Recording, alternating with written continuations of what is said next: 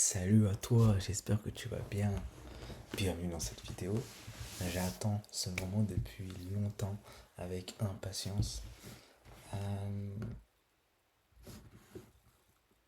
nous allons parler des indices. Et je vais te donner ma vision sur les indices. T'expliquer ce qui se passe à l'heure actuelle. Alors, reste branché et écoute bien ce que je vais te dire. Parce que ça va te dégainer. Sur ce, on y va. C'est parti. Donc là, quand on arrive sur les marchés financiers, on se dit, ah c'est mal, c'est mal, c'est mal. Les marchés sont en train de down, shoot down, ils baissent. Moi, j'aime bien. Ouais, c'est pour ça que je suis content, ça peut se ressentir dans cette vidéo. Parce que qui dit un marché baisse, dit opportunité. Et les opportunités, ça c'est bien ça. Faut pas les rater. C'est pour ça que je te fais la vidéo. Donc concentre-toi. Et l'intelligence, la maturité d'utiliser ces informations à bon escient.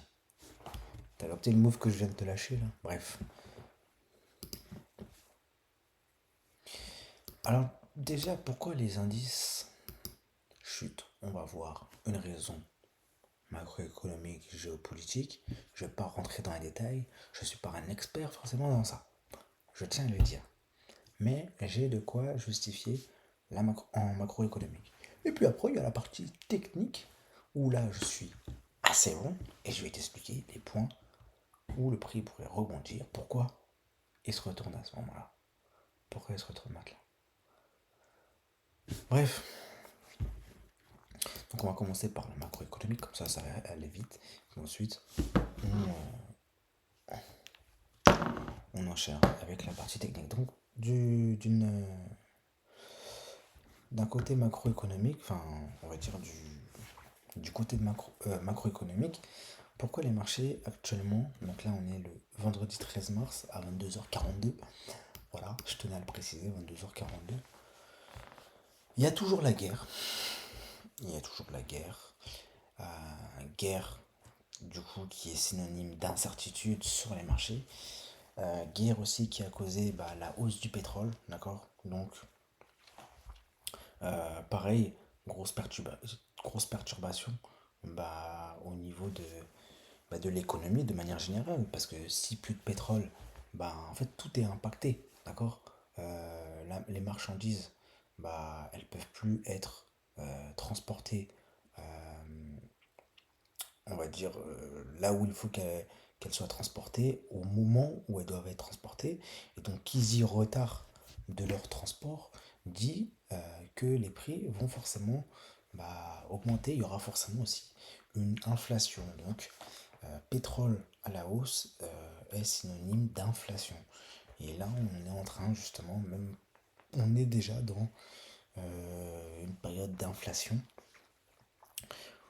où le prix, par exemple, le prix de l'essence, vous verrez que il a fortement augmenté. Voilà, voilà. Donc ça, c'est les deux premières raisons. Donc la guerre, le pétrole, et puis la troisième, c'est que du coup, les investisseurs, ils ont peur que la réserve fédérale, la Fed, elle augmente ses taux. Tout simplement. Et si elle augmente ses taux, parce que voilà, ça commence à devenir assez cher, tout, on va dire que les investisseurs là, avec la guerre, ils sont donc craintifs, tu vois, ils veulent sécuriser, donc ils vont se réfugier vers des valeurs refuges comme l'or, le dollar. Là actuellement c'est plus le dollar qui a pris un petit coup de peps. Et du coup on a vu un dollar qui a explosé dernièrement. Enfin qui a explosé. Ouais. Si si, qui a explosé. Je suis en daily quand même, hein. Ce qui est intéressant c'est que j'avais fait une vidéo voilà, où je parlais par exemple du fait qu'ici on aurait pu avoir un spring, je parle techniquement, hein, un spring ici, puis après une réaction haussière, parce que voilà, ici, enfin, quelque chose de très simple. Ah, mais ça a montré tous les graphiques. Bref, ici vous voyez que on est quoi? On est en fin de cycle ici. Donc on est obligé d'avoir quoi? Un retracement pour pouvoir continuer à la baisse. D'accord? Bref. Maintenant, l'excuse, c'est la guerre, le pétrole, tout ça. Et on a dit on restait sur la macroéconomique. Pourquoi tu commences à aller sur le technique là? Donc on a un dollar qui a fortement augmenté. Et ce qui fait que bah, là actuellement c'est extrêmement cher. Donc voilà, les investisseurs ont peur d'une hausse de taux pareil. Et qui dit une hausse de taux dit que bah, les actifs à risque, donc que ce soit les cryptos ou même les indices, bah, ils sont moins attractifs. Parce que les personnes ne veulent pas prendre de risques. Ils veulent pas prendre de risques, les gens. Ok. Mais si tu regardes cette vidéo, tu sais que il se prépare quelque chose d'assez intéressant pour la suite. Mais je te dis pas de prendre du risque, hein. D'accord? Commence pas à tout mélanger. Donc ici, on va commencer par l'US 30, d'accord? Et puis on finira par le SP 500 qui est le boss des papas des boss. Donc US 30, ça c'est l'actif que je vais trader plus particulièrement. Ici, pareil, Ryan. Donc là, on parle techniquement, hein, ok? Ouais, on a fini déjà la macro. Ouais, je t'ai dit, c'était rapide, hein. Je ne vais pas aller dans les détails. Euh, voilà, je te dis les termes, les titres. Ok, j'ai pas trouvé le nom. Ok. Les conséquences, voilà. Ici, on a un marché qui était extrêmement haussier. Ça fait depuis 9 avril 2025 qu'il a fait constamment que d'augmenter, d'augmenter. Forcément, oui, il y avait des petits retracements, mais globalement, on a eu vraiment une forte hausse. Et là, une forte hausse comme ceci, ben, ça ne pouvait pas tenir sur le long terme. Enfin, si, mais même si c'est des actions, pour qu'un marché soit sain, regardez quand on revient sur l'arrière, là, ici, on voit à plusieurs reprises que bah, l'indice, il a tendance à retracer, et c'est normal. Et c'est normal. C'est normal. C'est pour une bonne, euh, pour une bonne ascension, pour une bonne progression de tout actif, il faut forcément qu'il y ait un retracement. Et c'est pour ça que l'or ici, vous le voyez comme ça, tout gentil et tout, en train de monter, mais il y a forcément un moment donné où il va devoir retracer, puis pour s'il veut retaper un plus haut, bah, il va devoir retracer pour taper un plus haut. D'accord? Bah là, c'est la même chose sur les indices. Les indices. Ok, donc je vais aller directement ici, je vais vous montrer un petit truc. Non, non, non, c'est pas là. Non, non, non, non, non, non, non. Non, indice, indice, indice, indice, indice, indice. Même chose, il y aura un retracement d'ici l'année prochaine. Ça c'était pour le SP 500, moi je cherche. Don Jones, voilà. J'avais envoyé le jeudi 20 février. Ah mais oui, mais on peut pas. On peut pas. Parce que j'ai bloqué. Bref, vous voyez ici que j'ai mis qu'en gros ici, il retracerait à la baisse parce qu'il est arrivé sur deux zones de potentiel retournement. Ok. Et c'est des zones que. Qui m'a donné ces zones-là? Eh ben, c'est.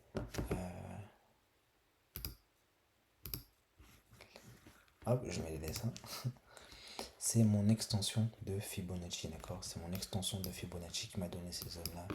Et je le répète, hein, comme dans ma vidéo où j'ai expliqué, c'est des zones, d'accord? C'est-à-dire qu'à partir du moment où il est là, le prix, il fallait s'attendre à ce qu'il ralentisse. Et on a bien vu que quoi, ici, il a commencé à ralentir, puis il y a eu une grosse prise de profit à la hausse ici, grosse prise de liquidité, puis ensuite le prix, qu'est-ce qu'il a fait? Là, tu vois qu'il ralentit, ralentit, ralentit, prise de liquidité, puis ensuite, boum, il a commencé à retracer.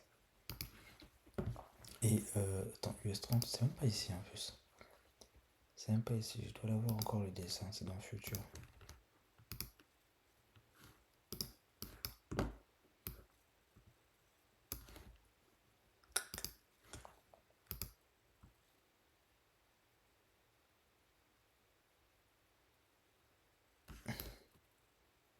Ah, pardon. Wesh. N'importe quoi. En fait, c'est une Nasdaq. Et genre, moi, j'ai mis ça dans le. J'ai mis ça dans le Dow Jones. Ah putain, mais on peut pas voir. Mais oui, c'était une Nasdaq, mais je suis vraiment un teubé. Je suis vraiment un teubé. Bon, bref, c'est pas grave. Bon, donc ça, c'était sur le Nasdaq. Maintenant, sur le S30, pareil, j'avais pareil mes zones de retournement que nous pouvons voir directement. Ah non, je suis pas fou, hein, je me suis vraiment trompé. Qu'on peut voir ici, donc cette zone-là, où ça allait annoncer un retournement. Comment j'ai eu cette zone-là? Ben, je vais te le montrer tout de suite. Ce que j'ai fait, j'ai dû le prendre comme ça, je crois. Alors désolé, je me rappelle pas toujours. Ça fait longtemps.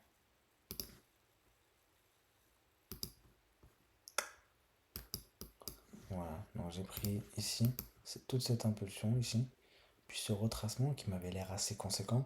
Ok, je suis pas parti du tout en bas, hein. Je suis vraiment parti de là.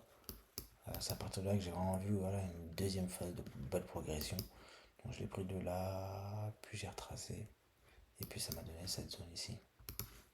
Vous pouvez le voir ici, les 1. La deuxième zone ici est au niveau des 1,618. Mais, comment dire, un marché qui va jusqu'à là-haut, c'était impossible sans retracement, d'accord? C'était impossible. Donc ça, c'était ma première target. Ici, j'avais une deuxième target que je pense, j'ai trouvé. Comment j'ai pu le trouver?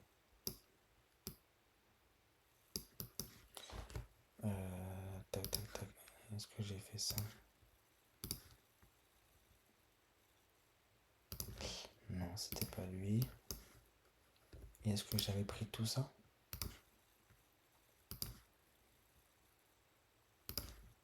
Non plus. Alors j'ai dû prendre une impulsion puis un retracement en plus petite unité de temps. Par exemple celui-là qui m'a l'air vraiment très clean. Alors on va prendre ici ce retracement. Non, c'est pas ça non plus. Alors qu'est-ce qu'il me reste comme option? Il ne doit pas me rester beaucoup d'options. Donc bon, je ne vais pas perdre le temps, pas mon temps à tous les chercher.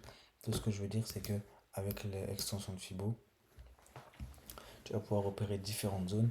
Et si tu as deux zones qui confluent ensemble, bah, ça augmente tes probabilités que le prix voilà, il se retourne à ce moment-là. Plus le fait que voilà, il y a une guerre, plus le fait euh, que le marché était en accumulation là, depuis pas mal de temps. Tiens, le Fibo, ça, je vais remonter en haut. Eh bien, c'est plusieurs confirmations qui nous font penser que là, le prix, ouais, il a plus de chances de se retourner. Maintenant, jusqu'à où il pourrait potentiellement se retourner? Si le marché, il a vraiment envie de... Voilà, que là, c'est vraiment son vrai retracement. Bon, même si on peut voir qu'il a déjà commencé à retracer, mais... c'est en gros, c'est soit il va avoir un retracement assez long, tu vois. Qu'est-ce qu'il fait là? Avoir un retracement qui va être assez long, ce qui m'étonnerait, d'accord? Et voilà, il va descendre progressivement comme ça. Et puis ensuite, arriver au niveau des 50%, je dis bien les 50%, il peut potentiellement y avoir une réaction haussière. Et puis là, ici, on a un order block, d'accord? Order block qui se trouve au 42 884. Pour moi, c'est le meilleur order block où il pourrait réagir. Et puis ensuite, reprendre sa progression à la hausse, d'accord? Enfin, comment dire? Ici, je peux pas assurer qu'il va descendre plus bas, d'accord? S'il descend plus bas, franchement, c'est chaud. Déjà là, le fait qu'il descende à 50%, toute cette baisse là, ça va bouger sur les marchés, hein. Ça va avoir quelques conséquences. Là ici, on parle quand même d'une baisse de son top ici jusqu'à là-haut. On parle quand même d'une baisse de moins 8,25%. Et s'il descend jusqu'au 50%, vraiment c'est 50% ils sont là, ça va nous fera une baisse de moins 14%. Voilà. Donc toi ici, si tu as envie, si tu souhaites voilà, commencer à t'intéresser à l'US 30, eh ben, le fait qu'il descende ici, c'est intéressant. Maintenant, ça ne veut pas dire qu'il faut que tu investisses maintenant. D'accord? Je te fais pas un cours d'investissement, tu fais comme tu veux, d'accord? J'ai pas de conseils à te donner. Je suis pas conseiller financier, d'accord? Ils aiment bien dire ça. Ouais, bref. Mais voilà, dis-toi qu'il faut que tu atteignes minimum les 50%. Ou alors, voilà, si le prix commence à revenir au niveau des 50%, pourquoi pas voir à faire du DCA. C'est libre à chacun, d'accord? Moi j'ai mon idée, maintenant je te partage ça, tu en fais ce que tu veux. Voilà, donc ça c'est pour l'US 30. Maintenant nous allons passer sur le Nasdaq, où, voilà, j'avais envoyé le petit dessin.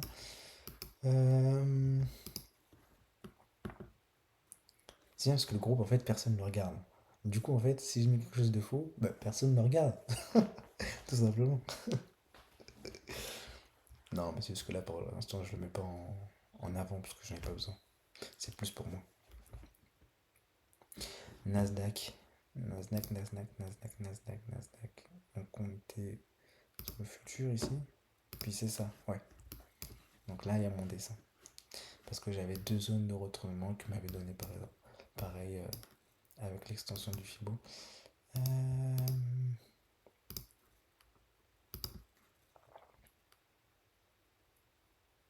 Ah oui, j'ai pas parlé aussi des. Ouais. J'ai pas parlé aussi de l'US 30. Vous voyez ici, ces zones blanches, c'est toutes les zones où il y a des gaps. Ok? C'est intéressant aussi, faut pas négliger, faut tout dire. Ok? Balance tout, allez, vas-y. Ces zones blanches, c'est là où il y a des gaps. Ça veut dire que c'est des endroits où le marché, il y a eu un déséquilibre. Et donc, un jour ou l'autre, tu vas forcément devoir le recombler.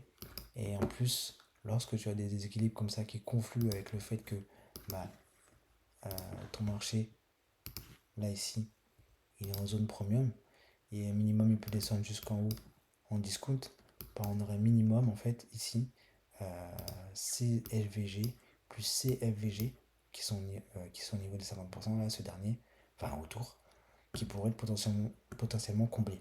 Après ce FVG qui est tout en bas, bon voilà, enfin je suis pas sûr qu'il soit forcément comblé. Parce qu'il faut que tu te dises que derrière c'est quand même des entreprises, d'accord? Pour que l'entreprise, voilà, pour que le cours il descende jusqu'à là-bas, euh, je sais pas ce qu'il faudrait, mais ce serait très, très inquiétant quand même. Et j'ai repéré aussi d'autres zones de déséquilibre. Même si que, même si que je dis que voilà, ça doit être comblé un jour ou l'autre, je les garde parce qu'on sait jamais, tu vois. Je les garde parce qu'on sait jamais. Si un jour ça devait venir là, je saurais pourquoi ça vient là. Mais c'est pas ce que j'ai envie là pour l'instant. Personne n'a envie d'ailleurs. Donc les faire vers le gap, les gaps qui pourraient potentiellement combler lors de cette descente, ok, c'est voilà, c'est les gaps ici. Celui-là et celui-là, peut-être, potentiellement. D'accord? C'est ces deux gaps. Parce que tout ça là, c'est tout. Tant qu'il est en premium ici, il va descendre. Et à partir de là, au 50%, là, il peut reprendre sa hausse. Ça, c'est pour le l'US 30. Maintenant, le Nasdaq. Nasdaq. Nasdaq, Nasdaq, Nasdaq. Nasdaq, Nasdaq, Nasdaq, Nasdaq. Ici, ce que j'ai fait, je crois, c'est que j'avais pris toute cette impulsion. Donc, de tout en haut ici, puis ce retracement. Donc, on va essayer. On va voir si c'est bien ce que j'avais mis ou pas. Ok, donc il y a une première zone de Fibonacci qui me donnait ici. Et je sais pas pourquoi je l'ai. J'ai dû l'enlever. J'ai dû l'enlever parce que logiquement elle devrait y être.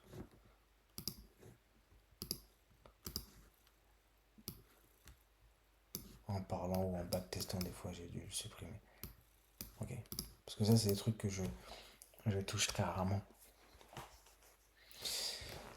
Donc c'est très bien. Alors, c'était pas ici. C'était pas ici, c'était pas ici, c'était pas ici. C'est la seule quand même que j'ai pu avoir.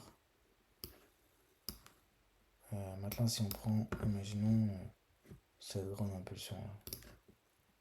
Toute cette impulsion, plus ce retracement. Hmm.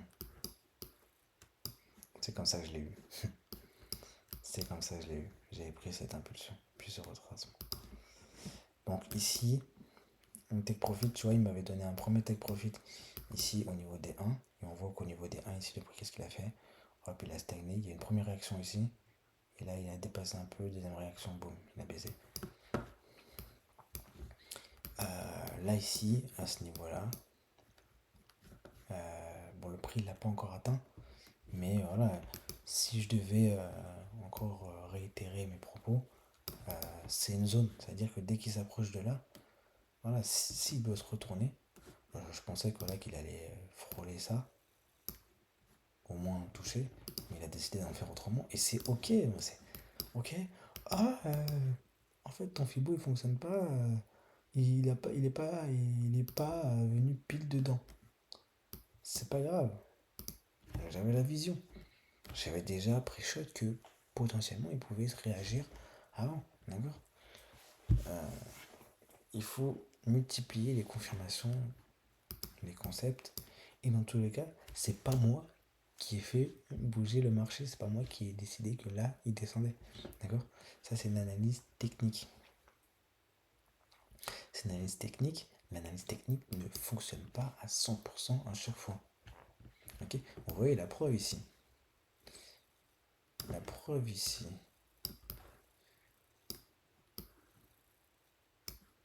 Ici, là. Vous voyez, il est revenu une première fois où là, c'était nickel. Et la deuxième fois, il est parti au-dessus. Puis ensuite, il a baissé. Mais c'est une zone, pareil, c'est une zone. Tu vois. Bon, elle est un peu grosse la zone, j'avoue. Mais le fait qu'il baisse ici, tu dois te dire, n'aie pas peur. C'est normal, c'était une zone de retournement, ok. Maintenant, il faut que tu essayes d'attraper le top ici, le plus bas. J'ai bien dit, il faut que tu essayes d'attraper le plus bas. Et puis dès qu'il est bas ici, tu aurais pu le voir par rapport à ce plus bas là, boum, hop, il est revenu à 50%, ben au 50%, tu commences à racheter, tu vois. Et donc, pour le Nasdaq, l'order block qui pourrait être intéressant, que j'ai identifié.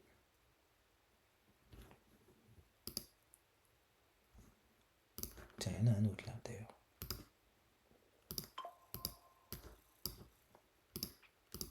Les deux order blocks que j'ai identifiés qui pourraient être intéressants, c'est cet order block ici au niveau des 23 812 ou des 23 000. Toute cette zone là, le prix, voilà, il peut hop réagir et décide de repartir à la hausse. Et s'il a vraiment envie de baisser, bah, cette zone là au niveau des 21 900, parce qu'elle se trouve près des 50%, d'accord. Donc là, avec une mèche, le prix peut très bien faire quelque chose comme ça. Donc là, le prix, tu vois, il vient comme ça, et puis avec une mèche, boum, il vient taper les 50%. Puis après, hop, il repart. D'accord, c'est quelque chose qui est possible. En plus de ça, ici, on a quoi? On a un bloc institutionnel. Toute cette ligne noire là, tu vois. Parce que tout ça là, ça forme un bloc. Ça forme un bloc. Parce que c'est la dernière vente avant l'achat. J'ai fait une vidéo sur ça. Mais bon. Donc ça, on va le mettre aussi. C'était quoi ça? Pareil, ça a dû être déplacé, je pense. Parce qu'il me semble bizarre de ne pas l'avoir déjà mis. Mais je le remets. Voilà. Nickel. Donc ça, c'est pour le Nasdaq. D'accord. Donc il peut potentiellement y avoir ce genre de retracement pour ensuite repartir. On n'oublie pas que voilà, en monthly, en weekly, je suis toujours haussier, d'accord. Il n'y a pas de souci. Mais le fait est que pour qu'il y ait une bonne croissance d'un marché, il faut que au bout d'un moment, voilà, il y ait des phases de retracement, des phases de correction. Il n'y a rien de choquant là-dedans. Et enfin, pour le SP500,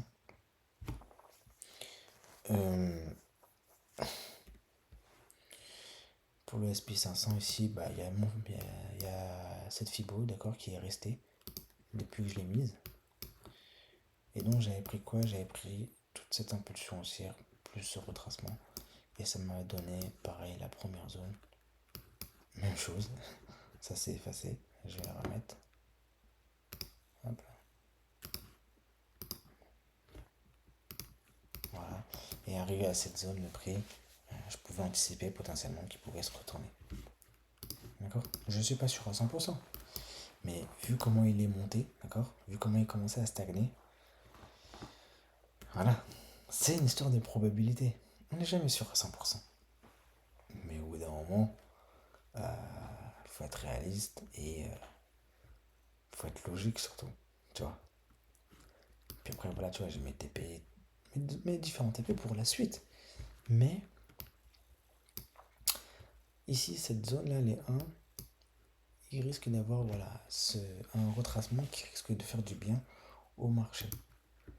Donc toi là pareil, hein. C'est pas un, c'est pas un conseil, hein. C'est pas un conseil. Mais je pose ça là.